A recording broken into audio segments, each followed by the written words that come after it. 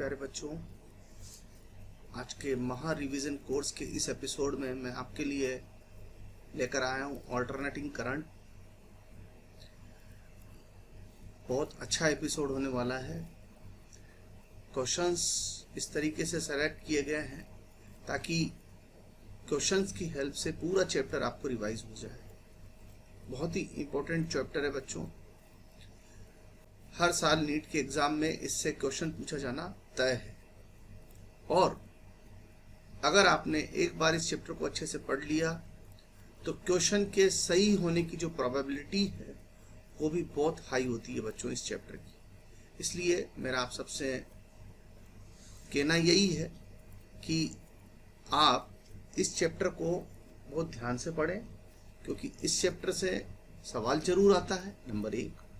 और अगर आपने थोड़े भी सवालों पर प्रैक्टिस कर रखी है तो आपके सवाल के सही होने की प्रोबेबिलिटी बहुत हाई है। बच्चों क्या होता है, कुछ चैप्टर्स तो ऐसे होते हैं जिनमें हम खूब प्रैक्टिस करें तब भी सवाल के सही होने की प्रोबेबिलिटी कम होती है, और कुछ चैप्टर्स ऐसे होते हैं बच्चों जिनमें हम थोड़ी प्रैक्टिस कर लें तो सवाल के सही होने की प्रोबेबिलिटी हाई हो जाती है। ये चैप्टर उनमें से हैं बच्चों, और बहुत बेसिक सा फंडा पकड़ में आने की बात है। फिर तो एक के बाद एक सवाल ऐसे धड़ाधड़ होते चले जाते हैं। चलिए बच्चों, तो हम शुरुआत करते हैं ऑल्टरनेटिंग करंट की। आई होप ये सेशन आपके लिए बहुत यूजफुल साबित होगा। बच्चों चलिए, मैं आपके लिए लेके आया हूं बच्चों पहला सवाल।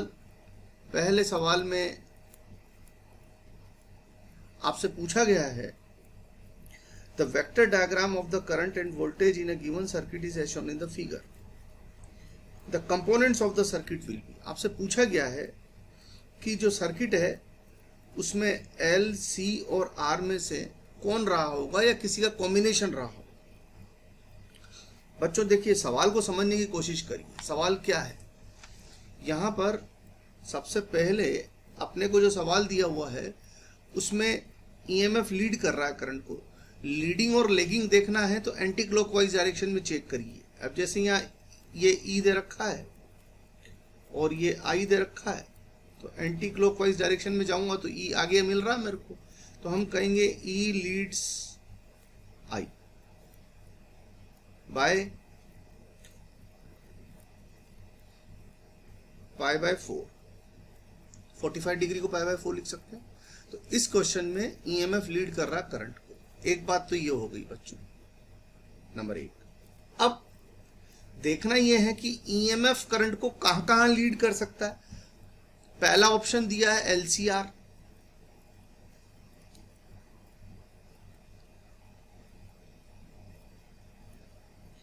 तो VL इधर होता है, VC ये अपोजिट फेज में होगा उसके, और VR हमें चाहिए EMF I को लीड करे और I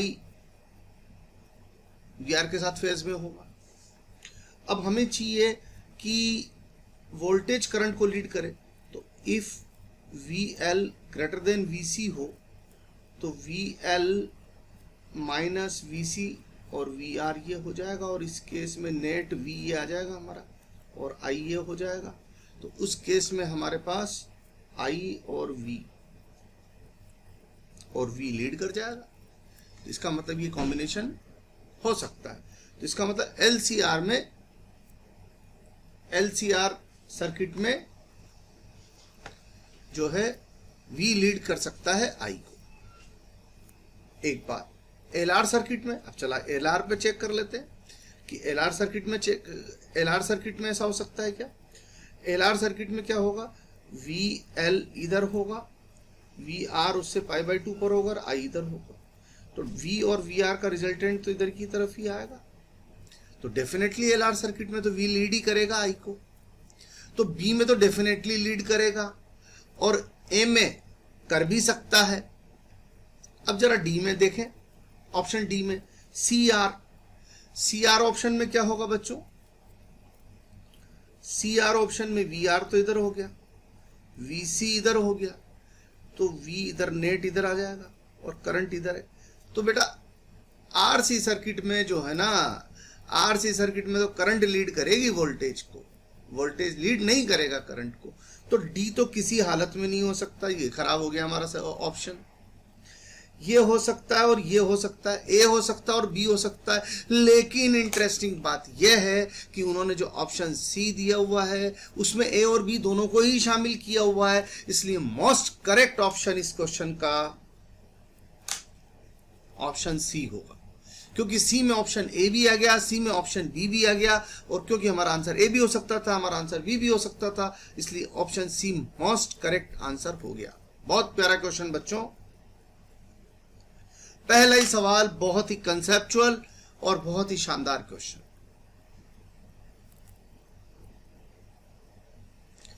अगला सवाल देखिए बच्चों, बहुत बेहतरीन और बहुत फैंटास्टिक ग्राफिकल क्वेश्चन। देखिए बच्चों, बहुत शानदार सेशन होने वाला है बच्चों आज आपका। ये मान के चलिए कि अगर आपने दिल लगा के इस सेशन को सुना तो अनडाउटली आपका ऑल्टरनेटिंग करंट का सवाल सही होने की गारंटी मैं लेता हूं। Next question, figure shows the variation of voltage with time for an AC. I equal to दिया हुआ है बच्चों I nought sine omega T flowing through a circuit. अब उन्होंने इस, अगर हम करंट टाइम ग्राफ का, पहली चीज तो बच्चों ये वीटी ग्राफ है ना, इसको आप यहां लिखा नहीं है, इट इज वोल्टेज टाइम। तो अपने को करंट और टाइम का फंक्शन दिया है, तो सबसे पहले अपन अपने करंट और टाइम के लिए ग्राफ बना लेते हैं ना, ये इजी रहेगा कंपेयर करने के लिए। ये अपना करंट टाइम ग्राफ हो गया बच्चों। अब अपन को वोल्टेज टाइम ग्राफ बनाना है। अब सबसे पहले सर्किट में, अब ऑप्शंस में देखिए भाई, सर्किट के तो अनेक तरीके हो सकते हैं, एलसीआर हो सकता है, एलसी हो सकता है, आरसी हो सकता है, only L, only R, only C, बहुत सारे तरीके के सर्किट हो सकते हैं। तो अपन इतने सारे दिमाग लगाने के बजाय क्वेश्चन को सॉल्व करना है तो पहले ये देख लें, क्वेश्चन में दो तरीके के सर्किट्स की बात हो रही है, एलआर और आरसी। तो वन बाय वन दोनों का ले लेते हैं अपन। अब जैसे मैं एलआर सर्किट ले लूं, अब एलआर सर्किट में भी इसके पहले वाले क्वेश्चन में मैंने आपको क्या फंडा बताया, एलआर सर्किट में कौन लीड करता है, ईएमएफ लीड करता है। तो एलआर सर्किट की क्या बात होगी, ई लीड्स आई एलआर में। तो अगर ई लीड कर रहा है और आई का फेज एंगल ओमेगा टी है, तो डेफिनेटली वोल्टेज का फेज एंगल कुछ ज्यादा ही रहा होगा। तो अपन ऐसा मान लेते हैं कि E equal to E not sine omega T plus alpha, यानी वोल्टेज करंट को अल्फा से लीड कर रहा है, यह मतलब हो गया इस बात का। और अगर ऐसा है तो इसका ग्राफ हो जाएगा बच्चों t इक्वल टू 0 पर ई कुछ ना कुछ पॉजिटिव वैल्यू देगा। तो पॉजिटिव वैल्यू देगा तो बच्चों इसका ग्राफ हो जाएगा आपका इस तरीके का, यानी कहीं ना कहीं ऊपर से स्टार्ट होएगा। तो ऊपर से स्टार्ट होएगा तो बच्चों P वाला जो है ना, वो तो इसके हिस्से में चला गया, वो आंसर एलआर के हिस्से में चला गया P। तो P एलआर के हिस्से में चला गया तो अपने आप ही आरसी के हिस्से में क्यों चला गया। और वैसे भी आप समझ सकते हो आरसी की खास बात क्या होती है बच्चों, आरसी के लिए मैंने आपको बताया अभी इसके जस्ट पहले वाले क्वेश्चन में, आरसी में आई लीड करता है करंट को, आई लीड्स या यूं कहें ई लैक्स आई। अब ई लैग कर रहा है और आई का फेज एंगल ओमेगा टी है, तो ई का फेज एंगल ओमेगा टी के कंपैरिजन में थोड़ा कम होना चाहिए। तो हम एज्यूम कर लेते हैं E not sine omega T minus something beta. तो इसका मतलब डेफिनेटली इसका जो ग्राफ है ना बच्चों, वो नीचे से स्टार्ट होने वाला है। तो नीचे से स्टार्ट होने वाला है तो t इक्वल टू 0 पर ई की वैल्यू माइनस में आएगी, तो माइनस में आएगी, तो ये नीचे से स्टार्ट होने वाला है तो नीचे से ले लिया। तो इसका मतलब Q इसके हिस्से में Q चला गया बच्चों। तो मजेदार सवाल है, इसका मतलब क्या हुआ, P किसके हिस्से में गया बच्चों, LR में, और Q किसके हिस्से में गया बच्चों, RC के। तो P for LR and Q for RC। तो पहला ऑप्शन सही हो गया बच्चों इस सवाल का।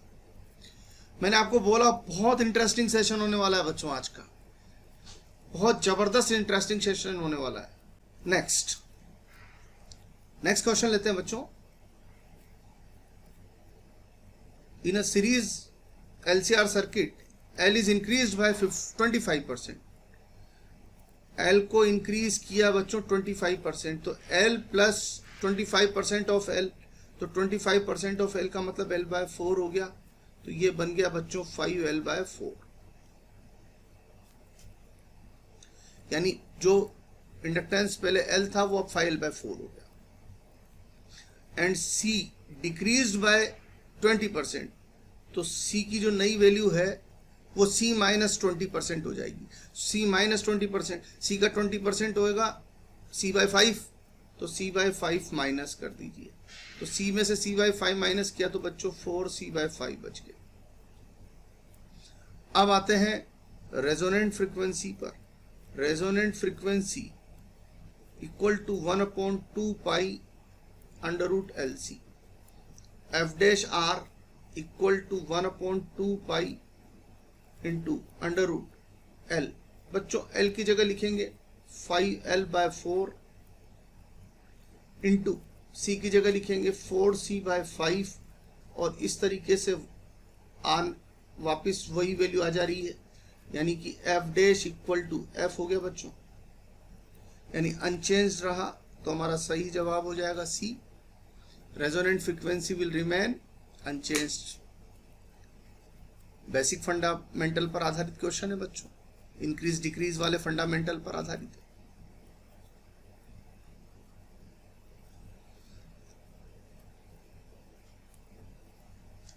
नेक्स्ट क्वेश्चन लीजिए। नेक्स्ट क्वेश्चन आपके सामने, the peak value of an alternating EMF which is given by E equal to E0 cos omega t is 10 volt. E0 की वैल्यू दे रखी है आपको 10 वोल्ट,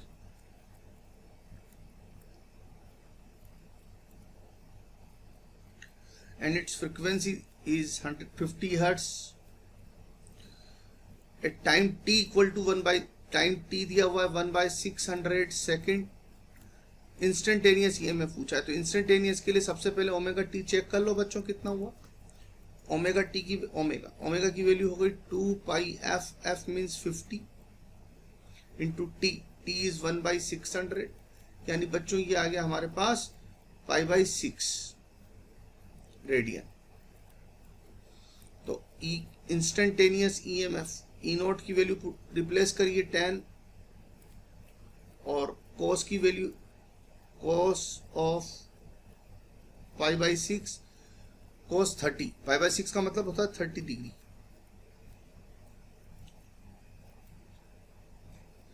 तो यहाँ cos 30 और √3/2, तो 10 इंटू √3/2, तो इसका जवाब हो गया बच्चों 5√3 वोल्ट। इजी क्वेश्चन है, तो सेकंड ऑप्शन सही हो गया इसका।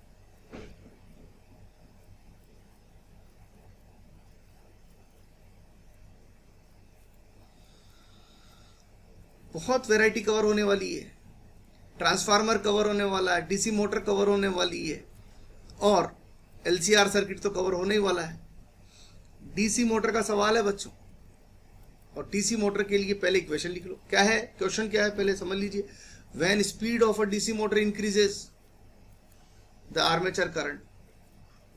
क्या फंडामेंटल क्वेश्चन है बच्चों, आपको पता है डीसी मोटर में जो EMF होता है, अप्लाइड EMF, वो होता है back EMF plus armature current into resistance of circuit. अब बात को पकड़िएगा, जब मोटर को स्टार्ट किया जाता है तो उसकी स्पीड 0 से बढ़ना चालू होती है, तो स्टार्टिंग में back EMF negligible, back EMF 0 रहेगा जब स्पीड मोटर घूमना ही स्टार्ट करेगी, और जैसे जैसे उसकी स्पीड बढ़ती जाएगी बैक EMF बढ़ेगा, तो ओमेगा से बढ़ने से बैक EMF बढ़ेगा। तो उन्होंने क्या कहा, speed of DC motor increases, तो बैक EMF बढ़ेगा, फ्लक्स की कटिंग बढ़ेगी ना बच्चों, तो बैक EMF बढ़ेगा, और बैक EMF बढ़ने से जो आई आर्मेचर करंट है तो आप समझ सकते हैं बैक ईएमएफ बढ़ेगा तो आर्मेचर करंट कम हो जाएगी। तो हमारा जवाब हो जाएगा बच्चों B, armature current decreases.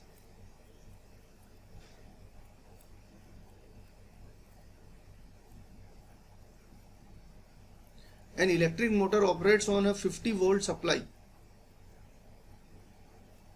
and a current of 12 ampere. बच्चों फिर से डीसी मोटर का क्वेश्चन है, बड़ा अच्छा क्वेश्चन है, लेकिन आपके पास एफिशिएंसी के साथ क्वेश्चन है। एफिशिएंसी दी हुई है।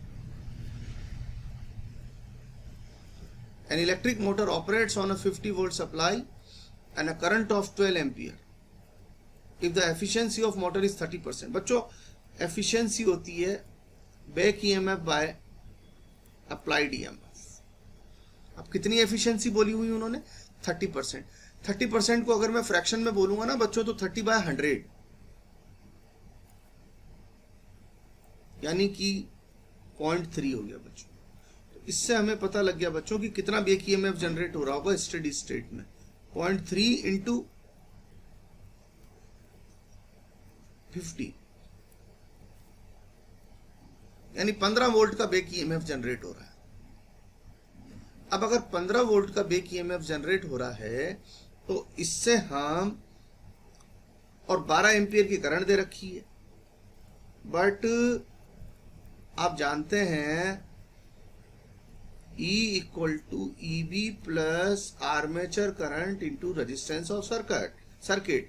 तो I दिया हुआ है बच्चों, यहां पर E दिया हुआ है अपने को 50, बैक ईएमएफ हमने निकाला 15, आर्मेचर करंट दे रखी है 12 और R अपने को डिटरमाइन करना है। तो ये हो गया 35/12 ohm and this is equal to 2.9 ohm. तो इस तरीके से हमारे इस सवाल का सही जवाब हो जाएगा बच्चों 2.9 ओम। ठीक है बच्चों, नेक्स्ट क्वेश्चन देखते हैं बच्चों। इस क्वेश्चन में क्या हो रहा है, हमसे पावर पूछी गई। एवरेज पावर होती है बच्चों एसी सर्किट में VRMS, IRMS, cos phi. VRMS को लिख सकते हैं हम आईआरएमएस इंटू जेड, और आईआरएमएस की जगह आईआरएमएस आ गया और कोस फाई की जगह R/Z आ गया। तो जेड से तो जेड कैंसिल हो गया तो I² R आ गया। बट अपने को पता है बच्चों IRMS = IP/√2 होता है, P मतलब पीक वैल्यू। तो इस तरीके से इसका जवाब हो जाएगा I² R/2।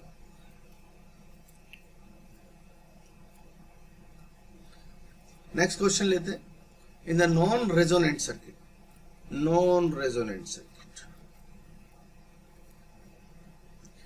what will be the nature of the circuit for frequencies higher than resonant frequencies? सबसे पहले अगर हम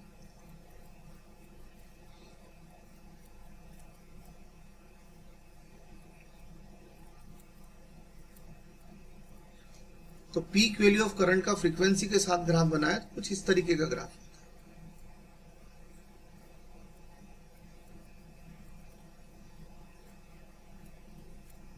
और ये होता है बच्चों FR। अब आप समझने की बात है, बिल्कुल सिंपल फंडा है। एट F = FR, अपने को पता है XL की वैल्यू XC के इक्वल हो जाएगी, तो Z की वैल्यू R के इक्वल हो जाएगी। F, अब क्वेश्चन पूछा उन्होंने F > FR, हम इस पॉइंट पर काम नहीं कर इधर की तरफ काम करें कहीं पर। F > FR, तो F > FR का मतलब हो गया बच्चों फ्रीक्वेंसी बढ़ा दी हमने रेजोनेंस से, रेजोनेंस के कंपैरिजन में ज्यादा फ्रीक्वेंसी पे काम कर रहे हैं। तो अगर हम रेजोनेंट फ्रीक्वेंसी के कंपैरिजन में ज्यादा फ्रीक्वेंसी पर काम कर रहे हैं तो XL तो XC के कंपैरिजन में बढ़ा रहा होगा, क्योंकि फ्रीक्वेंसी बढ़ाने से इंडक्टिव रिएक्टेंस बढ़ती है और कैपेसिटिव रिएक्टेंस कम होती है। तो XL XC पर डोमिनेट करेगा और जो Z होगा उसमें XL का पार्ट ज्यादा होगा XC के कंपैरिजन में। Z = होगा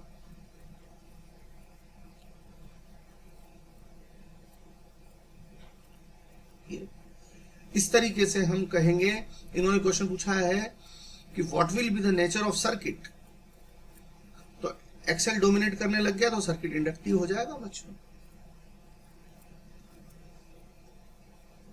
और उल्टा क्वेश्चन पूछा हुआ होता लोअर देन रेजोनेंट फ्रीक्वेंसी, तो इस जोन में काम कर रहे होते,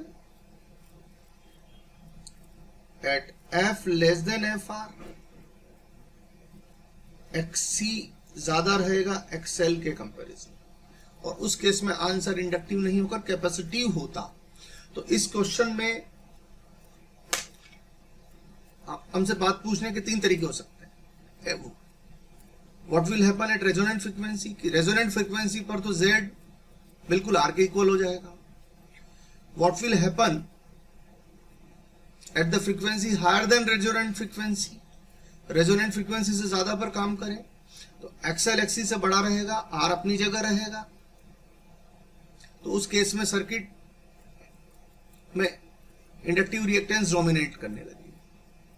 और अगर हम रेजोनेंट फ्रीक्वेंसी से कम पर काम कर रहे हैं तो एक्सी एक्सएल से बड़ा रहेगा, और उस किस स्थिति में है सर्किट में कैपेसिटिव रिएक्टेंस डोमिनेटिंग रहेगी। ठीक है बच्चों, तो इस सवाल का तो जवाब हमारा इंडक्टिव हो जाएगा।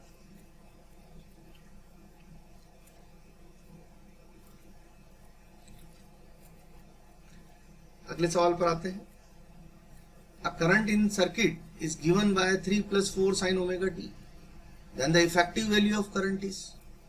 बच्चों यहां पर एक नई टर्म यूज कर ली इन्होंने, इफेक्टिव वैल्यू। यहां इफेक्टिव वैल्यू, एसी में इफेक्टिव वैल्यू का मतलब आरएमएस वैल्यू होता है।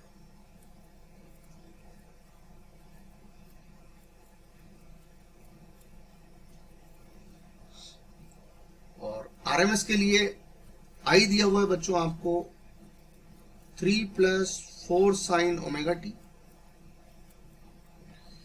आई स्क्वायर हो जाएगा, इसका स्क्वायरिंग करेंगे तो 3 square plus 4 square sine square omega T plus 24 sign omega T, इसका स्क्वायर कर लीजिए। और एवरेज ऑफ आई स्क्वायर लेंगे बच्चों, तो एवरेज ऑफ आई स्क्वायर आ जाएगा 9 प्लस 4 16 इंटू साइन स्क्वायर का एवरेज 1/2 होता है, और इसका साइन का एवरेज 0 होता है, तो 0 हो जाएगा। तो ये हो गया बच्चों 17। IRMS की वैल्यू होती है under root of this value, and this will be final answer to this question. Mathematics based question है।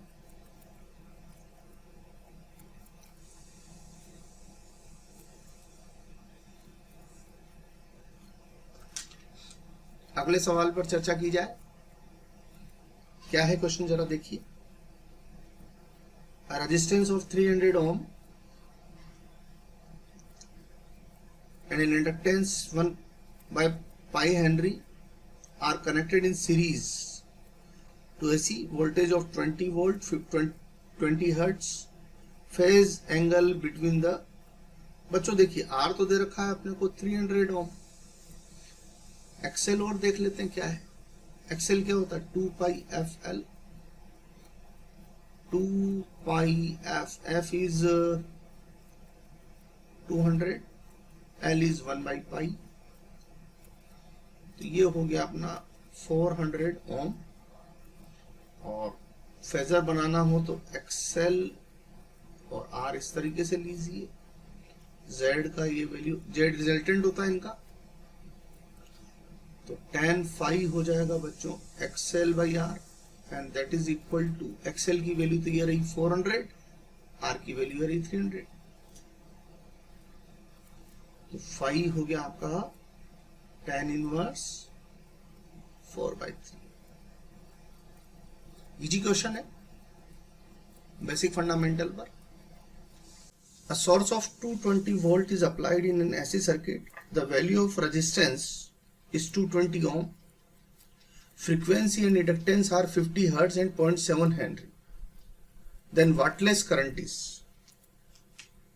क्वेश्चन में वाटलेस करंट की बात हो रही है। तो यहां पर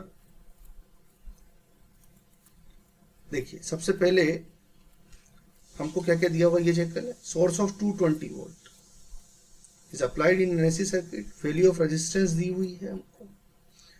और तो यहां हम एक्सेल निकाल लें। सबसे पहले एक्सेल हो जाएगा हमारा 2πfl 2πf दिया हुआ है हमको 50 और L दिया हुआ है 0.7। तो ये हो गया। और इसकी वैल्यू जब हम सॉल्व करेंगे तो ये करीब नियरली 220 के आसपास ही आएगी।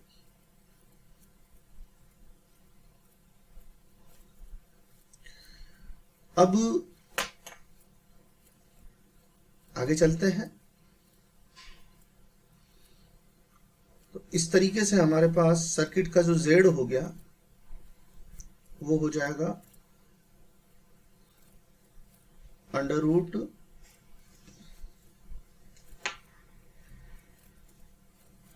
220 स्क्वायर, ये तो R के लिए हो गया, 220 XL हो गया। तो ये 220√2 ओम हो गया सर्किट का Z। अब उन्होंने क्वेश्चन में अपने से वाटलेस करंट पूछी है, तो यहाँ cos फाई की वैल्यू भी दिखाई देने लग गई अपने।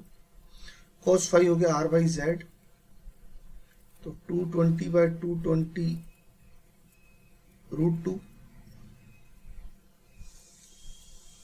यानी 1/√2। तो बच्चों cos फाई 1/√2 है, तो sin फाई की वैल्यू भी 1/√2 आ जाए। और वाटलेस अच्छा आई हो जाएगा इस केस में। अप्लाइड ईएमएफ कितना है 220 और Z कितना है 220√2 यानी 1/√2 एम्पियर। और आई वाटलेस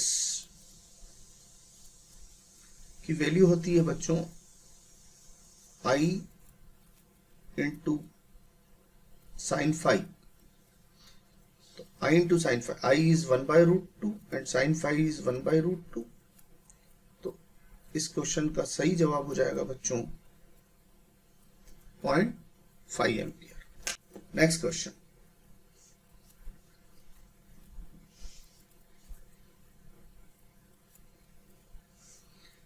नेक्स्ट क्वेश्चन में हमसे पूछा गया है,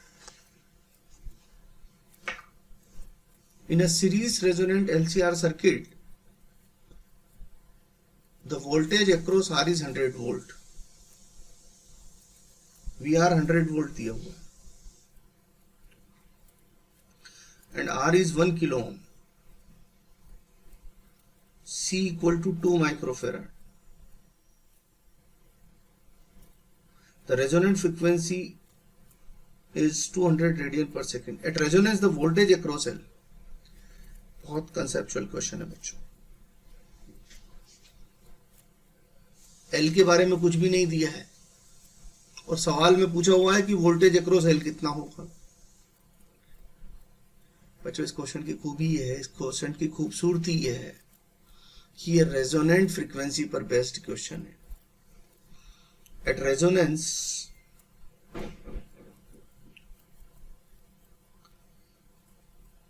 एक्सएल की वैल्यू और एक्सी की वैल्यू सेम होती है और वीएल और वीसी सेम होते हैं।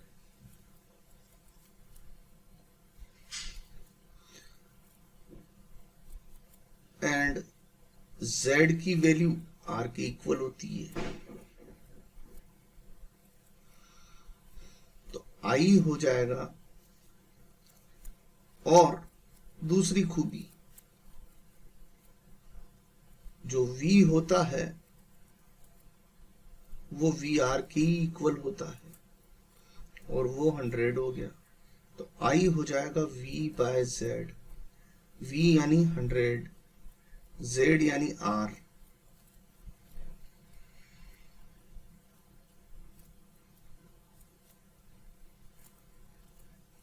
यानी 1/10 एम्पियर। आई की वैल्यू आ गई, आई की वैल्यू आ गई तो वीसी की वैल्यू निकाल सकते हैं।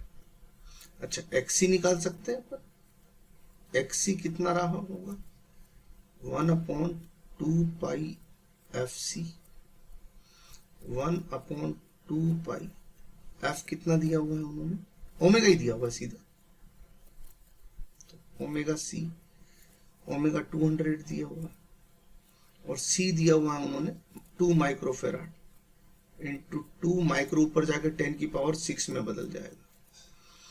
तो बच्चों ये हो गया 10⁴/4, 10,000/4 यानी 2500 हो गया।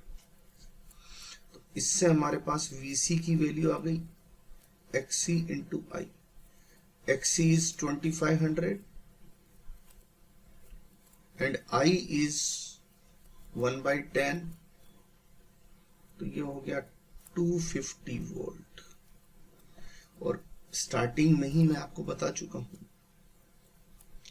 कि VL की वैल्यू वही होगी रेजोनेंट पर, रेजोनेंट फ्रिक्वेंसी पर जो VC की है, और वो है 250 वोल्ट।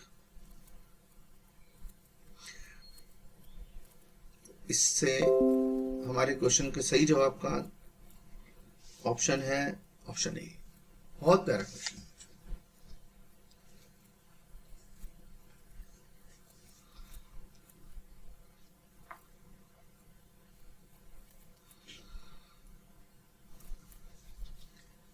नेक्स्ट क्वेश्चन पर चर्चा करते हैं। A coil of inductive reactance is 31 ohm. Inductive reactance XL की वैल्यू दे दी है बच्चों उन्होंने अपने को,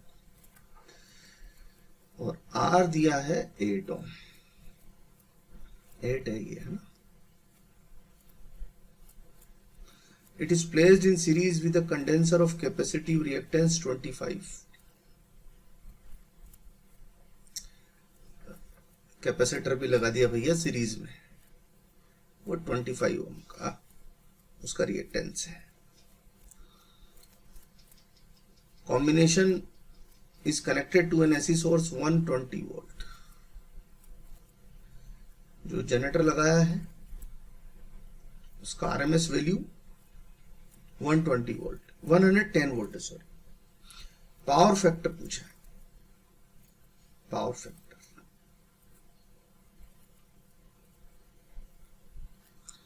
तो भाई पावर फैक्टर का फॉर्मूला याद है, R/Z। अब R तो 8 ओम दिया हुआ है, Z और देख लीजिए, Z क्या होता है, XL minus XC square plus R²। और इनका डिफरेंस कितना हो गया बच्चों, 31 और 25 का 6 स्क्वायर प्लस 8 स्क्वायर, तो ये हो गया 10 ओम। और पावर फैक्टर को हम लिखते हैं बच्चों cos⁵ से, तो power factor is equal to 8/10। 8/10, तो ये हो गया हमारे पास 0.8। यानी जो सर्किट डिजाइन किया है उस सर्किट के पावर फैक्टर के लिए हम डिक्लेयर करेंगे कि उसकी वैल्यू 0.8 के इक्वल है। तो इस क्वेश्चन का सही जवाब हो जाएगा बच्चों ऑप्शन सी।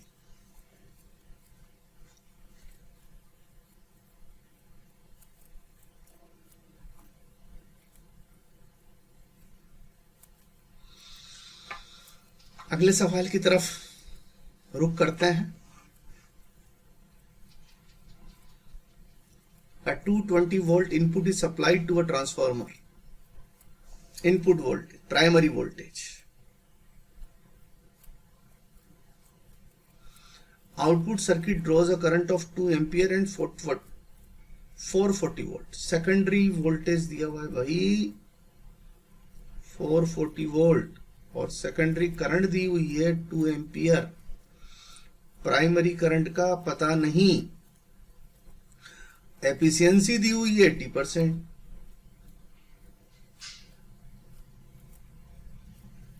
भाई एफिशिएंसी 80% दे रखी है उन्होंने। अब अपने को एफिशिएंसी का अर्थ समझ में आना चाहिए, उसका मीनिंग समझ में आना चाहिए।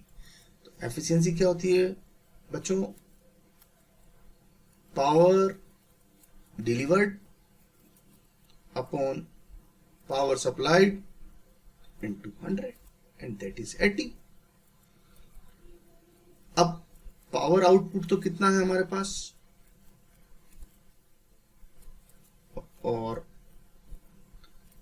आउटपुट पावर का मतलब होता है सेकेंडरी पर, तो P आउट इक्वल टू कितना हो गया बच्चों? VS IS, और ये हो गया 440 इंटू 2, 880 वाट हो गया। तो ये तो हो गई बच्चों आउटपुट पावर। आउटपुट पावर क्या हो गई? 880 वाट, ये हो गई। तो इससे इनपुट पावर आ जाएगी हमारे पास। आउटपुट पावर की वैल्यू को यहां पर रिप्लेस करिए, तो इनपुट पावर हो गया बच्चों 100 इंटू ये 100 इंटू 8 यानी 880 इंटू 100 डिवाइडेड बाय 80।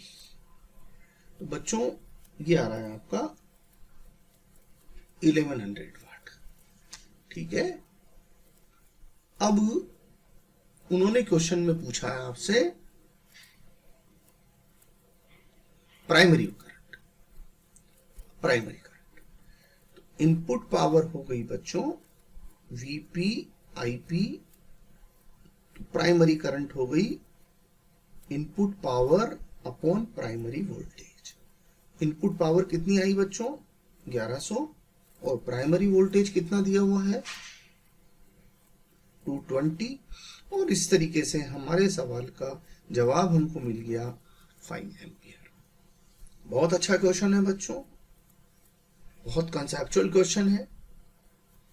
जनरली गलती क्या करते हैं लोग, वो मिस्टेक में भी आपको बता दूं, ज्यादातर बच्चे ये फॉर्मूला लगा देते हैं IPVP इक्वल टू ISVS। बच्चों ये फॉर्मूला तब लगता है जब ट्रांसफॉर्मर 100% एफिशिएंट हो। हमारा ट्रांसफॉर्मर जो क्वेश्चन में गिवन है वो 80% ही एफिशिएंट है, इसलिए ये फॉर्मूला एप्लीकेबल नहीं होगा।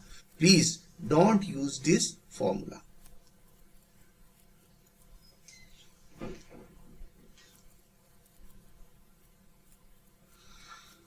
अगले सवाल की तरफ टारगेट करते हैं। In the given circuit, the reading of voltmeter V1 and V2 are 300 volt each. Reading of the voltmeter V3 and ammeter are respectively. Conceptual question है, easy question है। देखो बात को समझने की कोशिश करिए। VL और VC इक्वल दे रखा है और अपन फेजर में जानते हैं बच्चों,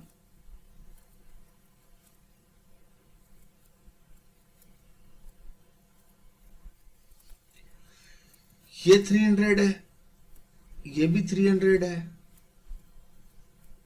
तो ये कैंसिल हो जाएगा इससे, यानी कि V की वैल्यू वही हो जाएगी जो कि ये है। ये यूं कह सकते हैं कि VR is equal to V हो जाएगा। V मतलब नेट, और V कितना है? 220। तो V3 की रीडिंग तो यही हो जाएगी, यही V3 है हमारा। अब रहा सवाल सर्किट में करंट का। बच्चों जब VL VC के इक्वल हो गया तो VL VC का इक्वल का मतलब है XL और XC भी इक्वल हो गए। जब VL और VC इक्वल हो गए सीरीज में, तो XL और XC इक्वल हो जाएंगे, क्योंकि इसका मतलब होता है I इंटू XL, इसका मतलब होता है I into XC। I cancel हो जाएगा तो XL इक्वल टू XC। और ये XL, ये XC, ये R, ये इसने इसको कैंसिल कर दिया, तो Z की वैल्यू R के इक्वल हो गई, यानी Z हो गया हमारा 100। तो I हो जाएगा V by Z, V equal to 220, Z यानी 100, तो आंसर हो गया बच्चों 2.2 एम्पियर।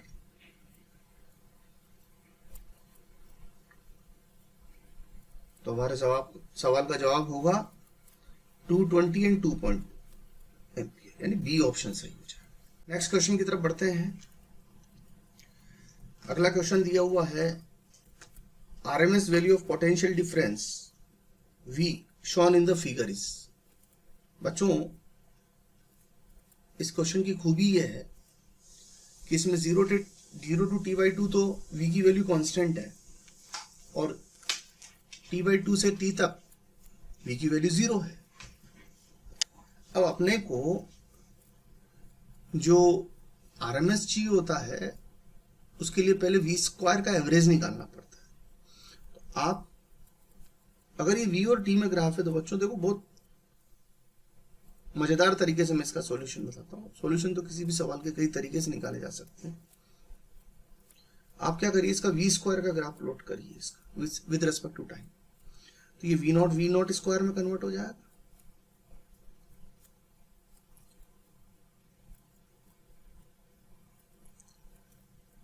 ये V नॉट स्क्वायर बन गया। अब हम जब average of V square calculate करेंगे तो एवरेज के लिए क्या करना पड़ता है, हमको पहले इंटीग्रेट करना पड़ता है और फिर जिस इंटरवल से हम इंटीग्रेट करते हैं उसी इंटरवल से वापस डिवाइड कर देते हैं। तो आप देखिए पहले इस इंटरवल में इंटीग्रेट करेंगे तो 0 टू t/2 इंटीग्रेट करेंगे तो 0 to t/2 V square dt plus t/2 to t V square dt divided by total interval यानी t। अब देखो बड़ा मजेदार क्वेश्चन है।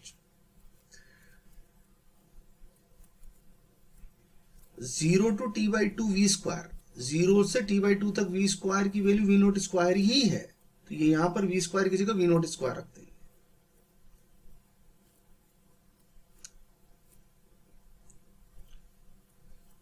प्लस t/2 से t तक V स्क्वायर, t/2 से t तक V स्क्वायर की वैल्यू 0 बनी हुई है तो 0 हो जाएगा डिवाइडेड बाय t।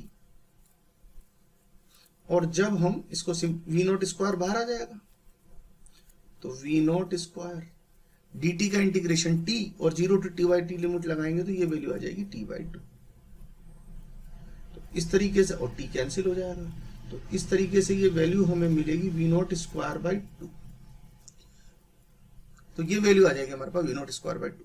अब आपसे क्या पूछा है VRMS, तो अब तो सवाल simple, VRMS is average of V square. Average of V square is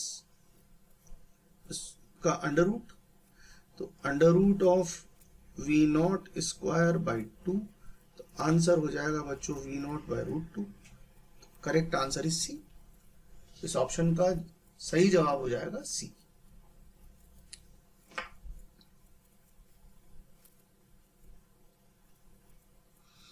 अगले सवाल पर चर्चा करते हैं। बहुत ही बढ़िया सवाल है।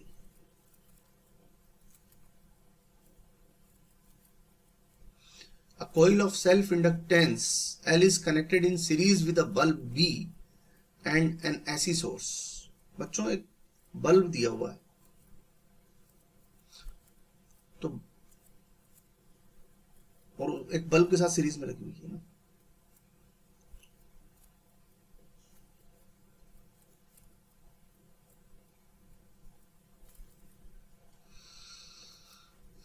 तो इसका रेजिस्टेंस R मान लीजिए, इसका रिएक्टेंस XL मान लीजिए। तो सर्किट का Z हो जाएगा आपका R square plus XL square. Brightness of the bulb decreases when, उन्होंने कहा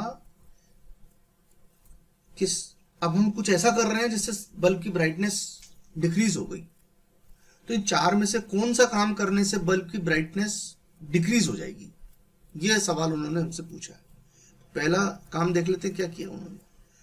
iron rod is inserted in the coil. अब पहले तो ये देखो कि अगर कोइल के अंदर कोई आयरन रोड इंसर्ट कर दे तो क्या होगा? तो उससे उसकी एल बढ़ जाएगी, और एल बढ़ते ही इंडक्टेंस बढ़ जाएगी, इंडक्टेंस बढ़ते ही एक्सएल बढ़ जाएगा, एक्सएल बढ़ते ही जेड बढ़ जाएगा। जेड बढ़ने का मतलब क्या होगा कि आई कम हो जाएगा सर्किट में, क्योंकि आई होता है वी बाई जेड। और आई कम होने का मतलब बल्ब की जो ब्राइटनेस है वो कम हो जाएगी, यानी एवरेज पावर कंजम्पशन कम हो जाएगा, तो बल्ब की ब्राइटनेस बढ़ जाएगी, क्योंकि जो भी पावर कंज्यूम होनी है वो बल्ब पे ही होनी है, इंडक्टर पे तो पावर कंज्यूम होनी नहीं है। तो पहला सही निकला। ये तो भैया सही बात है, ये काम करने से तो बल्ब की ब्राइटनेस कम होगी। चलो कोई नहीं, उन्होंने आगे भी दिया हुआ है। Frequency of the AC source is decreased. Frequency of AC source decrease कर दोगे तो फ्रीक्वेंसी डिक्रीज करने से तो एक्सएल डिक्रीज हो जाएगा, इससे तो जेड डिक्रीज हो जाएगा, इससे तो आई बढ़ जाएगा, इससे तो एवरेज पावर कंजम्पशन बढ़ जाएगा हमारा। तो ये तो उल्टा काम हो गया भाई, ये तो गलत ऑप्शन हो गया हमारा। Number of turns in the coil is reduced. भाई नंबर ऑफ टर्न्स कोइल में कम कर देंगे तो उससे भी एल कम हो जाएगा, एल कम होते एक्सएल कम हो जाएगा, और फिर एक्सएल कम होते ही तो ऊपर वाली कहानी रिपीट हो गई। तो भैया इससे भी हमारी एवरेज पावर कंजम्पशन बढ़ जाएगी, ब्राइटनेस बढ़ेगी इससे। डी में क्या लिखा है? Capacitance of reactance X C. भाई कैपेसिटिव रिएक्टेंस लगा देंगे, कैपेसिटिव रिएक्टेंस लगा देंगे तो नेट एक्स क्या हो जाएगा? एक्सएल माइनस एक्सी हो जाएगा, और उससे भी, और जो एक्सी लगाया ये एक्स एल के इक्वली लगाया है, करेक्शन कर लेंगे। अरे भैया एक्स लगाया, सी लगाया, और वो भी एक्सएल के इक्वली लगा दिया, तो एक्स तो जीरो पे आके खड़ा हो जाएगा। तो भैया ये तो जेड तो बिल्कुल ही आर के इक्वल हो गया। अब तो जेड और कम हो गया, कुछ ज्यादा ही कम हो गया, और जेड कुछ ज्यादा ही कम हो गया, तो आई तो बहुत ही बढ़ जाएगा भैया, रेजोनेंट सर्किट हो गया ये तो। और आई बढ़ गया तो भैया तो ब्राइटनेस बढ़ जाएगी बल्ब की बहुत। तो ये तो तीनों ही ऑप्शन गलत हो गए भाई, तो पहला ऑप्शन सही हो गया इसका।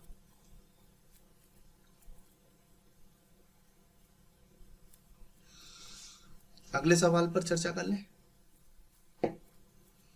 A series RC circuit is connected to an alternating voltage. Consider two situations. बहुत बढ़िया बढ़िया सवालों का कलेक्शन लिया हुआ है यहाँ पर, एकदम कंसेप्चुअल क्वेश्चंस। मतलब मैं आपको यकीन दिला रहा हूं कि अगर कोई बच्चा इन 25 के 25 सवालों का सेट लिया है मैंने यहाँ, ईमानदारी से एक एक सवाल को खुद प्रयास करके सॉल्व करके कोशिश करे और नहीं बने सॉल्यूशन देखे, और मतलब इस वीडियो का पूरी तरीके से निचोड़ निकाल ले, मैं यकीन से कह रहा हूं उसका ऑल्टरनेटिंग करंट का क्वेश्चन गलत नहीं हो सकता।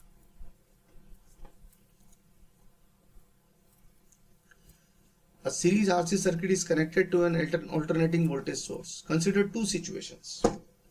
भाई बहुत ही प्यारा क्वेश्चन है, एग्जाम का आया हुआ क्वेश्चन है, बहुत जबरदस्त क्वेश्चन है। Consider two situations. अब देखिए बच्चों इसमें गलती क्या करते हैं। दो सिचुएशन दे रखी है, एक बार कैपेसिटर एयर फील्ड है और एक बार कैपेसिटर माइका फील्ड है। One time capacitor is air field and other time capacitor is mica field. Air field,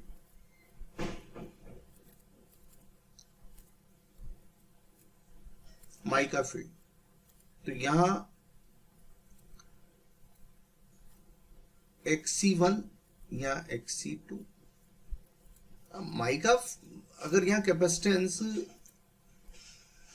C1 है या C2 है तो मुझे ये बताओ माइका फील्ड कैपेसिटर का कैपेसिटेंस ज्यादा होगा या कम होगा? तो डाइलेक्ट्रिक मीडियम कैपेसिटर की प्लेट्स के बीच में फिल कर दोगे तो उससे उसकी कैपेसिटेंस बढ़ जाएगी, और कैपेसिटेंस बढ़ने से उसकी जो रिएक्टेंस है वो तो कम हो जाएगी। तो और C2 ग्रेटर देन C1 हो गया बच्चों, माइका भर दिया अपन ने उसमें। अब सवाल क्या है कि कैपेसिटेंस बढ़ा दिया, तो कैपेसिटेंस बढ़ाने से क्या हुआ कि X कम हो गया। कैपेसिटेंस बढ़ाने से क्या हुआ कि X कम हो गया। अब X के कम होने से क्या इफेक्ट आएगा वो अपने को देखना है। तो X कम हो गया तो उसका इफेक्ट Z पर देख लेते हैं। Z क्या हुआ, RC सर्किट है और Z होगा R² प्लस X², और X घट गया बच्चों, तो इसका रिजल्ट ये निकला कि Z भी कम हो गया। यस और नो। अब यहां पर बात को समझने की कोशिश करिएगा। अब आते हैं हमारे सवाल जो पूछा गया है। Current through register is I end voltage across capacitor is V। बच्चों ये तो है VR और ये है VC और ये है इनका नेट वोल्टेज और ये इनका फेज डिफरेंस, और कोस फाई होता है बच्चों R/Z। अब मुझे बताओ Z को अगर डिक्रीज कर रहे हैं तो Z को डिक्रीज किया तो उससे क्या हुआ कि जो कोस फाई है उसकी वैल्यू बढ़ गई, कोस फाई बढ़ गया। और VR क्या होगा, VR is V cos phi। V means applied, तो V applied है, तो VR is V cos phi and VC is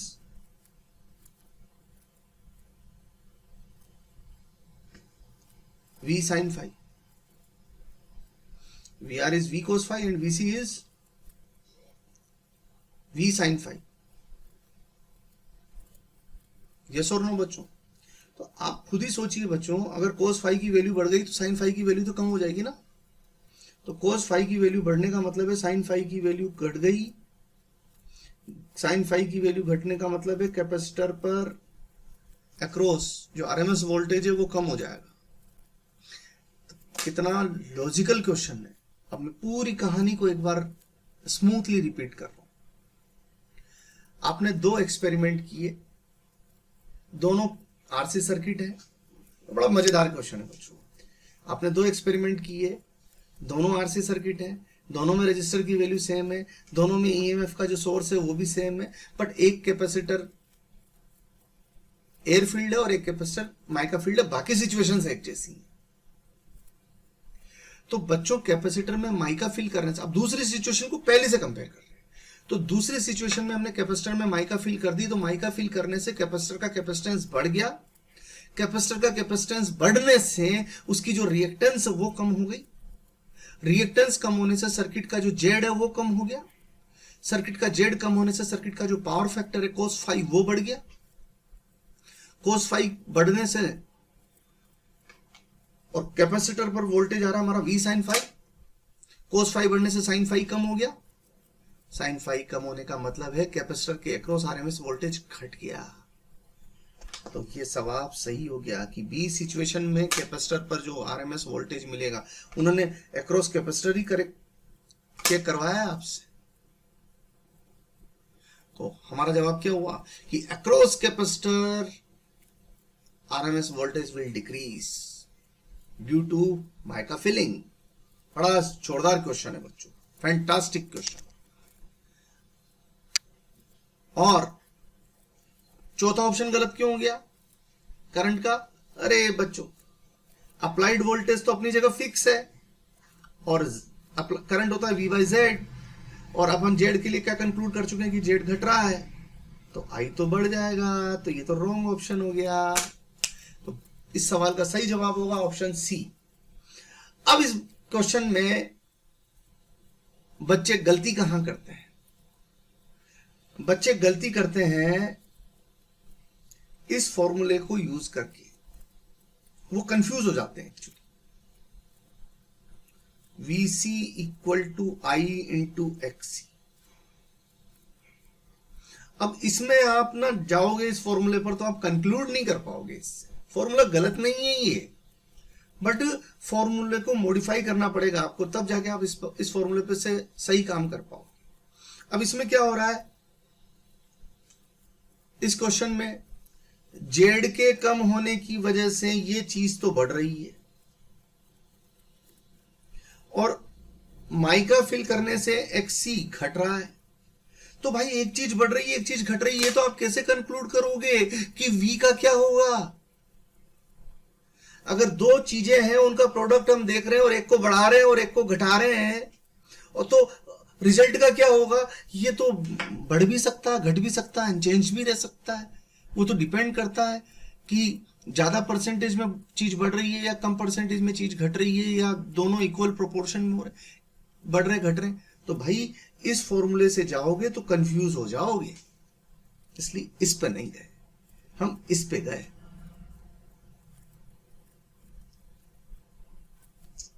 चलिए आगे बढ़ते हैं।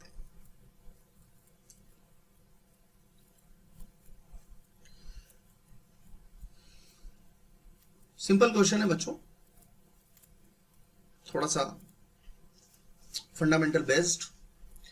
Resistance R draws power P when connected to an AC source. If an inductance is now placed in series with resistance, पहले केवल resistance था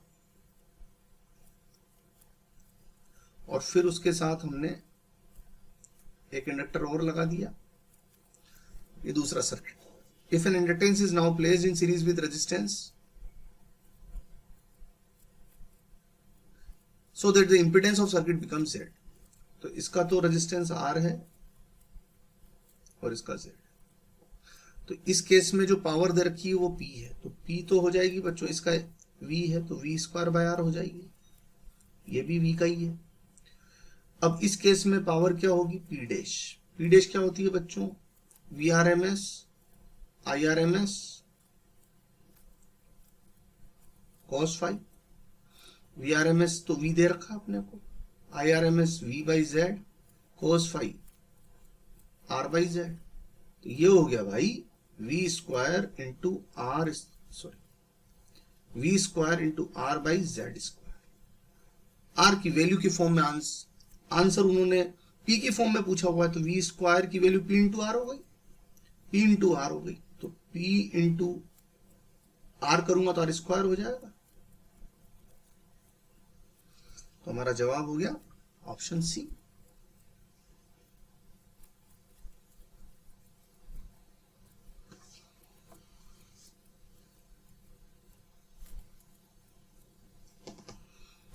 अगले सवाल की तरफ बढ़ते हैं। Question number 20। In the given circuit, the potential difference across resistance is 54 volt and power consumed by it is 16 watt. In the given circuit, the potential difference across resistance की कहानी, रेजिस्टेंस पर 54 वोल्ट तो उसका voltage drop दिया हुआ है RMS voltage, और power consumption दिया हुआ है 16 वॉट। इससे अपने को ये पता लग गया कि IRMS कितना रहा होगा। तो I equal to power by voltage, 16 by 54 बच्चों ये हो गया लगभग 0.3 एम्पियर। अब आ जाए अपन आगे। उन्होंने पूछा है अप्लाइड वोल्टेज कितना दिया हुआ है, उन्होंने 120 वोल्ट, और R पर कितना है 54 वोल्ट। तो दूसरा साथ में कौन है इसके? इंडक्टर। तो इंडक्टर पर वोल्टेज निकाल लो। तो इंडक्टर पर वोल्टेज निकालोगे तो ये आ जाएगा आपका 120 स्क्वायर माइनस 54 स्क्वायर। तो ये सोल्व करने पर हमारे पास आता है 10 7 वोल्ट। ये कैसे निकाला मैंने? तो सिंपल है, V R V L net V, Pythagoras लगा दी तो वी स्क्वायर हो जाएगा V L square plus V R square. तो इससे हमारे पास वी एल की वैल्यू निकल के आ गई। और वी एल क्या होगा बच्चों? आई इंटू एक्सएल। आई एक्सएल की वैल्यू कितनी आई बच्चों? 107। और एक्सएल को क्या लिख सकते हैं आप? आई की जगह कितना लिख देंगे? 0.3। और एक्सएल को लिख देंगे 2 पाई एफ एल इक्वल टू 107। सब वैल्यू दी हुई है। एफ दिया हुआ है आपको 60 हर्ट्ज, तो एल की वैल्यू आ जाएगी इससे। तो एल की वैल्यू जब इसको सिंप्लीफाई करेंगे तो हमारे पास आएगी 100। तो इस क्वेश्चन का सही जवाब हो जाएगा 100। अगला सवाल है बच्चों, N alternating current cannot be measured by DC ammeter because। बच्चों जो डीसी एमीटर है वो टॉर्क के प्रिंसिपल पर काम करता है, और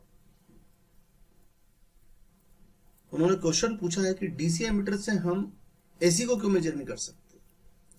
और एसी की खास बात होगी कि एसी की एवरेज वैल्यू 0 निकल के आएगी। एवरेज वैल्यू 0 निकल के आएगी तो डिफ्लेक्शन ही नहीं दिखाई देगा हमको उसमें।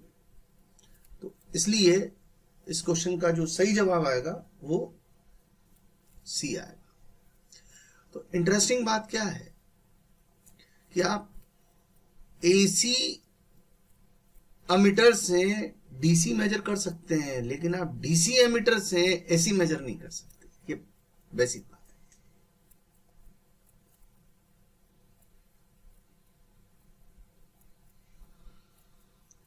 अब बच्चों आप सोच रहे होंगे कि सर इतना लंबा क्वेश्चन, ऐसा क्वेश्चन नीट में आता है कि इतना बड़ा क्वेश्चन है। बच्चों क्वेश्चन बड़ा नहीं है, क्वेश्चन की लैंग्वेज ही बड़ी। क्वेश्चन का सॉल्यूशन बहुत सिंपल है। क्वेश्चन पढ़िए, in a series LCR circuit R equal to 200 ohm, the voltage and the frequency of main supply is 220 volt and 50 hertz respectively. On taking out the capacitance from the LCR circuit है,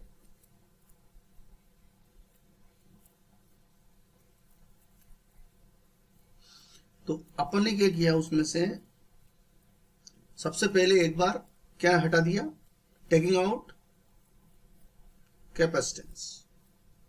तो first situation capacitor हटा दिया भाई, तो क्या रह गया? Are और एक्सएल रह गया, यानी आर और एल इंडक्टर रह गया, एक्सएल उसकी रिएक्टेंस हो गई। तो उन्होंने बोला current lags behind voltage by 30 degree. तो ये हो गया आपको, ये एक्सएल, ये आर, ये आई, और ये ई, और ये है 30 डिग्री। तो tan 30 डिग्री इक्वल टू हो गया बच्चों एक्सएल बाई आर। ये एक्सएल बाई आर हो गया।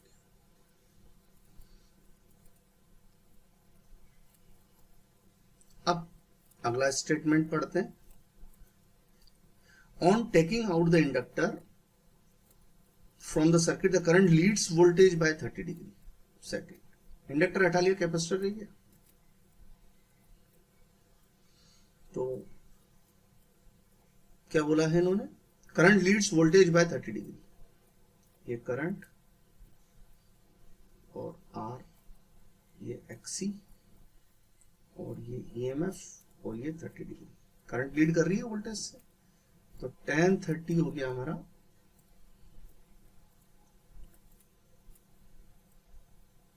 XC bye are. क्या समझ में आया इससे बच्चों? tan 30 equal to X L by R, tan 30 equal to XC by R. तो दोनों रिलेशंस को कंपेयर करें तो हम क्या मिल रहा है हमको, XC इक्वल टू XL। अरे तो बच्चों इसका मतलब ये तो रेजोनेंट सर्किट हो गया।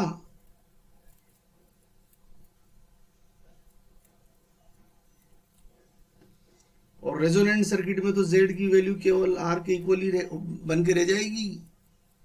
R की वैल्यू उन्होंने 220 वोल्ट दे 220 ओम दे रखी है। और अप्लाइड EMF कितना दे रखा है अपने को, 220 वोल्ट। कहां गया, ये रहा। तो इजी क्वेश्चन हो गया अब हमारे लिए बहुत। तो पावर क्या पूछी उन्होंने, power equal to power factor 1 हो गया, तो ये हो जाएगा V²/R। तो यहां पर क्या क्या दिया हुआ चेक कर लीजिए।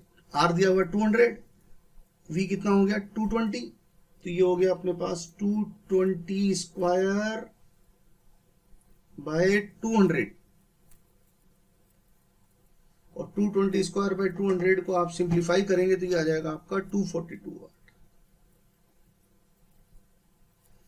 ये P इक्वल टू V²/R कहां से लिख दिया, एवरेज पावर का फॉर्मूला होता है अपने पास,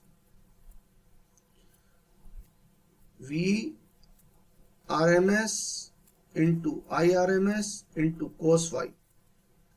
रेजोनेंट सर्किट में ये चीज 1 हो जाएगी और IRMS VRMS/Z हो जाएगा, Z इक्वल टू R है ही, तो V इंटू V/R इंटू 1, तो V²/R हो गया ना हमारे पास।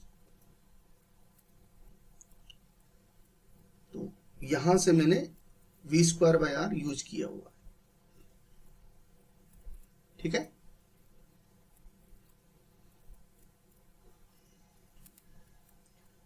नेक्स्ट क्वेश्चन लेते हैं। An arc lamp requires a DC current of 10 ampere and 80 volt to function. Lamp को क्या क्या चाहिए, 10 एम्पियर तो करंट चाहिए और 80 वोल्ट सप्लाई चाहिए। तो उन्होंने क्वेश्चन में पूछा है, if it is connected to 220 volt 50 hertz AC supply, the series inductor needed। अब अपन 220 वोल्ट AC सप्लाई दे दें, लैंप लगा दें, तो उसके साथ में एक इंडक्टर लगा दिया और यहां पर आपने एक AC सोर्स लगा दिया, ये तो लैंप है। अब आपने कहा कि भैया इसके L की वैल्यू क्या रखें, तो भैया आपने कितना वोल्टेज लगाया 220, आपके लैंप को कितना चाहिए 80, तो इसको मान लीजिए V चाहिए, तो V कितना हो गया, रिमेनिंग इस पे लाना है अपने को, तो V कितना हो गया, फेजर बना लो, तो ये बन गया आपका VR तो 80 हो गया, VL और ये नेट V 220 दिया हुआ है, ये 220 है, ये अपने को 80 चाहिए, ये बाकी इस पे जाना चाहिए, तो VL कितना हो जाएगा निकाल लो यहां से। VL की वैल्यू कितना हो गया, √220² माइनस 80², तो ये आ रहा है अपना 205 वोल्ट। अब भाई कैलकुलेशन बिल्कुल आसान, आपको पता है और करंट की वैल्यू कितनी चाहिए, तो XL पता लग गया आपको, XL equal to VL/I। VL कितना चाहिए भाई 205, करंट कितनी है भाई 10 एम्पियर, तो ये कितना हो गया आपका 2.5 ओम।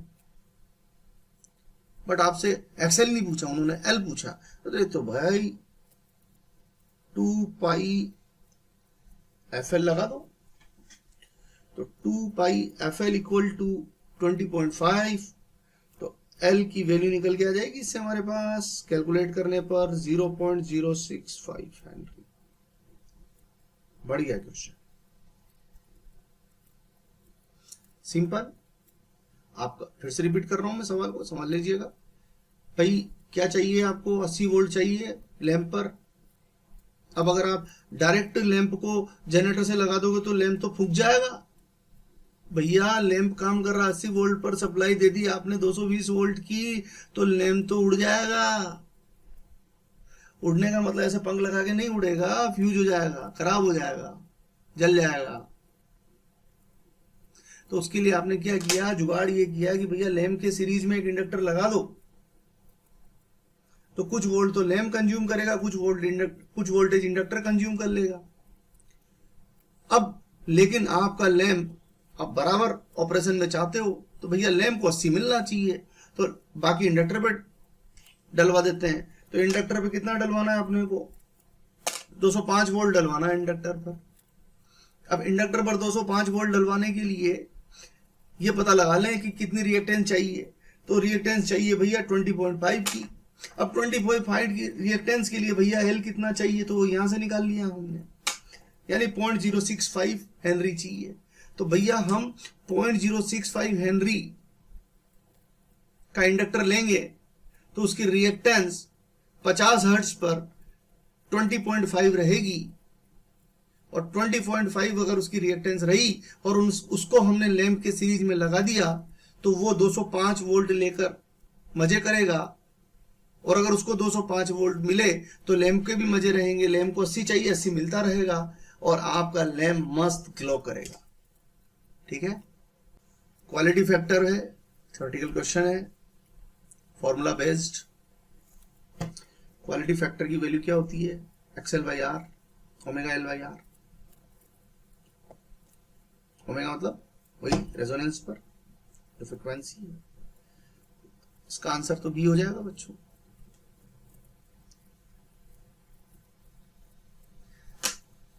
और आज के सेशन का लास्ट क्वेश्चन बच्चों, ईएमएफ दिया हुआ है 100 sin 30t, आई दिया हुआ है 20 sin 30t - 5 π/4। करंट लैग कर रही है, ईएमएफ लीड कर रहा है। ये करंट और ये ईएमएफ, ये π/4 हो गया,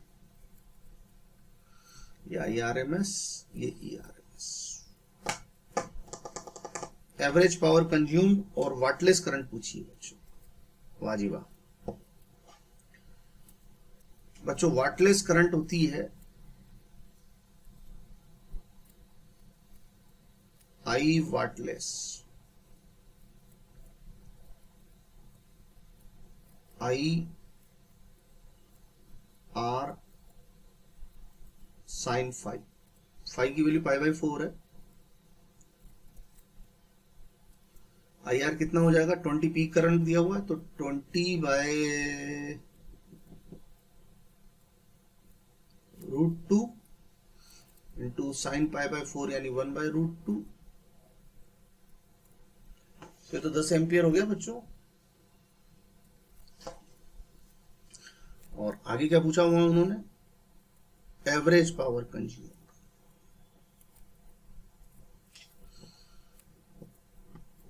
एवरेज पावर, एवरेज पावर की कहानी, एवरेज पावर का फॉर्मूला लगाइए। Average power is VRMS IRMS into cos phi. Simple question है बच्चों, फॉर्मूला बेस्ड।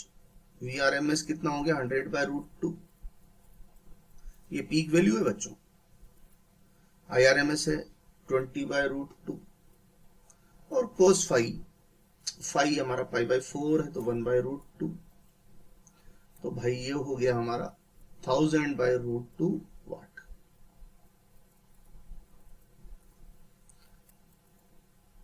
तो इस तरीके से हमारे इस सवाल का जो सही जवाब हो गया वो हो गया ऑप्शन सी। तो यहां आज हमारा सेशन खत्म होता है। मुझे उम्मीद है मेरे ये प्रयास आपको नीट 2021 में सफलता दिलाने में कामयाब रहेंगे। जय हिंद, जय भारत, थैंक यू।